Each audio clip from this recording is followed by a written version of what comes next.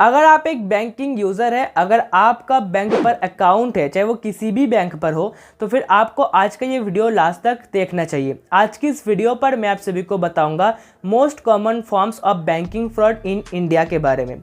India पर किन सभी मेथड से जो है बैंकिंग फ्रॉड हो रहा है, इसके बारे में आज की इस वीडियो पर बताऊंगा। साथ ही साथ मैं आप सभी को बताऊंगा कि किस तरह से जो है आप इन सभी फ्रॉड से सेफ रह सकते हैं, खुद को प्रोटेक्ट कर सकते हैं। तो अगर आप एक बैंकिंग यूज़र है तो फिर आपको जो है इस टाइम पर किन किन मेथड से बैंकिंग फ्रॉड हो रहे हैं इनके बारे में आपको पता होना चाहिए। तो फिर आप आज की इस वीडियो को जरूर लास्ट तक देखना। उसके पहले आप इस वीडियो को एक लाइक करें, साथ ही चैनल को सब्सक्राइब करके नोटिफिकेशन बेल को ऑल पर क्लिक करें। तो यहाँ पर सबसे पहला जो मेथड या फिर सबसे पहला जो फॉर्म्स है उसका नाम है विजिंग। तो ये विजिंग क्या है? तो यहाँ पर क्या होता है कि जो यूजर है, बैंकिंग यूजर है, उसके पास एक फोन कॉल आता है और जो फोन कॉल करते हैं वो आपको ये बताता है कि मैं इस बैंक से आपके साथ बात कर रहा हूँ, या फिर कुछ ऐसे वॉलेट की तरफ से भी आपको फोन किया जा सकता है, जैसे कि फोन पे हो गया, पेटीएम हो गया, इन सब जगह से भी आपके पास फोन आ सकते हैं जो कि एक फ्रॉड कॉल होता है। साथ ही साथ यहाँ पर आपको क्रेडिट कार्ड लेने के लिए फोन किया जा सकता है, आपकी जो एटीएम कार्ड है इससे रिलेटेड भी आपके पास फोन कॉल आ सकते हैं। इसके बाद जो टेलीकॉम ऑपरेटर होते हैं उससे रिलेटेड भी आपके पास फोन कॉल आ सकते हैं, आपकी सिम से रिलेटेड भी फोन कॉल आ सकते हैं कि आप अगर आपकी सिम को एक्टिवेट नहीं कराते या फिर आपकी सिम की केवाईसी को नहीं कराते तो फिर आपका जो सिम है वो ब्लॉक हो जाएगा। अगर आप इसको अनब्लॉक करना चाहते हैं तो फिर आपको जो है हमें ये डॉक्यूमेंट देना पड़ेगा। अगर आप एटीएम को यूज़ करना चाहते हैं तो फिर आपका एटीएम जो है अभी ब्लॉक हो जाएगा अगर आप ये सब डॉक्यूमेंट हमें नहीं देते। तो इस तरह से जो है आपके पास बहुत सारे फ़ोन कॉल आ सकते हैं, तो इसको कहा जाता है विजिंग।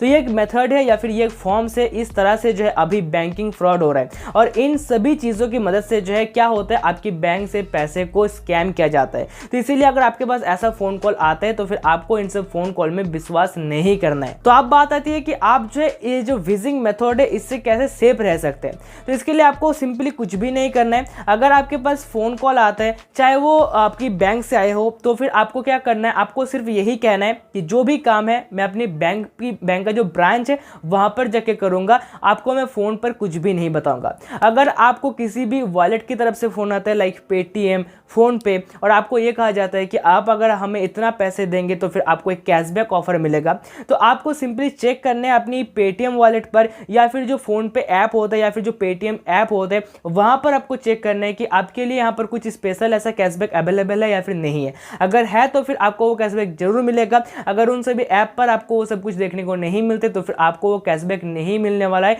ये एक फ्रॉड कॉल है। अगर आपके पास टेलीकॉम ऑपरेटर की तरफ से फ़ोन कॉल आता है कि आपका सिम का जो नंबर है ब्लॉक हो जाएगा, आपको ये डॉक्यूमेंट देना चाहिए, तो फिर आपको जो है टेलीकॉम ऑपरेटर का जो ब्रांच होता है वहाँ पर जाके आपको कांटेक्ट करना है। आपको फ़ोन पर ये सब कुछ चीज़ बिल्कुल भी नहीं देना है, किसी के साथ भी जो है अपने पर्सनल इन्फॉर्मेशन को फ़ोन पर शेयर नहीं करना है, बेसिकली जो बैंक से रिलेटेड है वो। अब यहाँ पर दूसरा जो मेथड या फिर दूसरा जो फॉर्म है उसका नाम है फिशिंग। अब ये जो फिशिंग है ये क्या होता है, ये भी टोटली इसी तरह से काम करता है। एक बैंक की तरफ से आपके पास मेल आता है या फिर मैसेज आता है, एक वॉलेट की तरफ से आपके पास मेल या फिर मैसेज आता है, वहां पर कुछ ऐसे टेक्स्ट लिखा हुआ रहता है जो कि आपकी मन को क्यूरियोसिटी आपकी बढ़ा देता है कि वहां पर एक लिंक भी दिया होता है कि आपके अंदर ऐसा क्यूरियोसिटी जाग जाता है कि आपको लगता है कि उस लिंक पर हमें क्लिक करना ही चाहिए।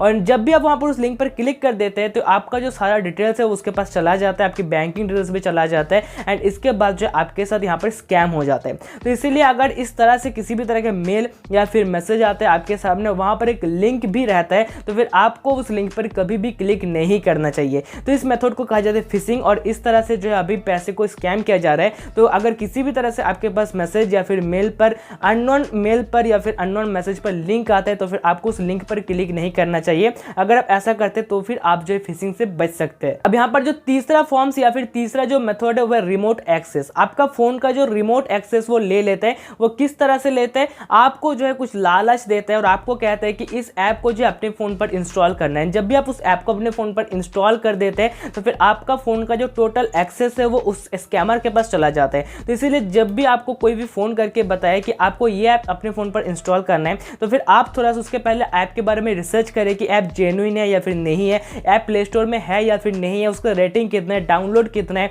उसका रिव्यू क्या है, ये सब कुछ आपको चेक करके इस ऐप को जो है अपने फ़ोन पर इंस्टॉल करना है। और जो थर्ड पार्टी ऐप होता है जो कि एपीके फाइल होता है उसको तो गूगल से कभी भी आपको डाउनलोड नहीं करना है। अगर आप गूगल प्ले स्टोर पर जाके ऐप को डाउनलोड करते हैं, उस ऐप की रेटिंग, डाउनलोड्स, रिव्यू सब कुछ चेक करके डाउनलोड करते हैं, तो फिर आपका फोन का रिमोट एक्सेस कोई भी कभी भी नहीं ले सकता है। इसके बाद यहाँ पर जो फोर्थ मेथड या फिर फॉर्म से वो है कि जब भी आप किसी से पैसा मांगते हैं, मतलब आपको जो कोई पैसा सेंड कर रहे हैं और वो अगर आपको ये कहते हैं कि आपका यूपीआई का पिन हमें देना पड़ेगा, तो आप बिल्कुल भी इस बात पर विश्वास ना करें।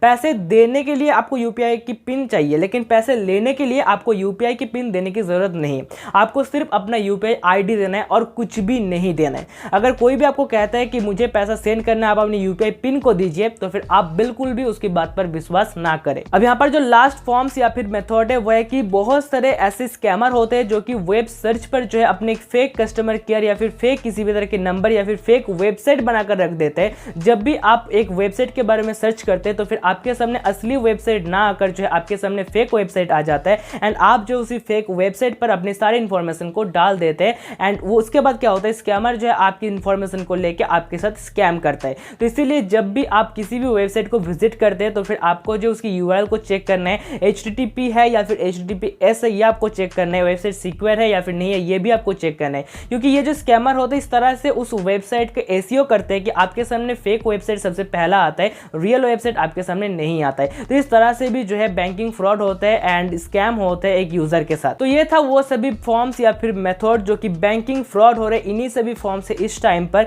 जिसके बारे में मैंने आप सभी को बताया। किस तरह से आप इन सभी फ्रॉड से सेफ रह सकते हैं इसके बारे में भी मैंने आप सभी को बताया है। अगर आपको आज का वीडियो पसंद आया है तो वीडियो को एक लाइक करें, साथ ही चैनल को सब्सक्राइब करके नोटिफिकेशन बेल कॉल पर क्लिक करें ऐसे इंटरेस्टिंग वीडियोस और भी देखने के लिए। मिलता हूं मैं आपसे दूसरे वीडियो पर, तब तक के लिए जय हिंद, वंदे मातरम।